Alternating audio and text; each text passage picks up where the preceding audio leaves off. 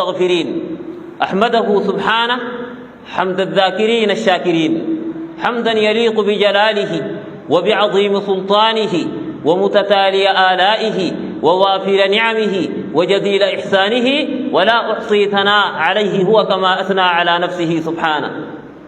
وأصلي وأسلم على رسول الله المجتبى وعلى حبيب الله المرتضى، صاحب اللواء المعقود وصاحب الحوض المورود، صاحب لواء العز في بني لؤي، وصاحب الطوض المنيف في بني عبد مناف بن قصي، المؤيد بجبريل المكتوب في التوراة والإنجيل.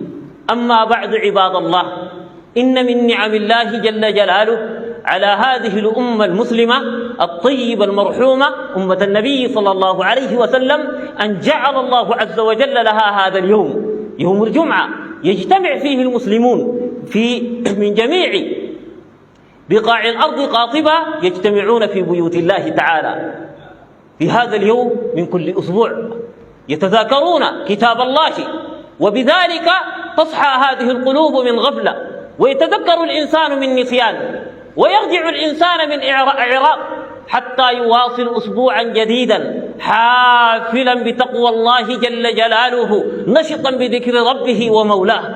وإننا بمشيئة الله جل جلاله في هذا اليوم المبارك نتحدث عن سلاح المؤمن،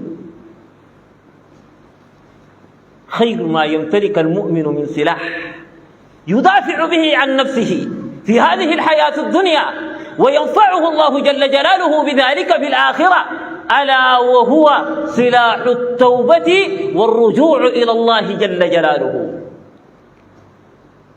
إن خير ما أعطاه الله جل جلاله لهذه الأمة المرحومة أنهم إذا أذنبوا رجعوا إلى ربهم وتابوا غفر الله عز وجل لهم الذنوب والآثام. ولكن إذا تحدثت عن موضوع التوبة ينقسم الناس إلى أقسام فيها. من تقول توبة؟ الناس بيتقسموا، بعض الناس يظن أنه لا إثم له ولا ذنب له وأنه بريء، وإذا مات اليوم غدا إلى جنان الخلد. بعض الناس بيشوف روح الليلة ده كمان بيخش الجنة، ولك يا مولانا احنا عملنا شو؟ نتوب نحن؟ كان قلت لي الله يهديك وتوب يزعل ويتضايق، ولك يا مولانا احنا مالنا؟ يا اخي شوفوا الناس الجرائم الكبيرة وشوفوا الناس المخالفات الجسيمة، احنا ما عندنا أي مشكلة.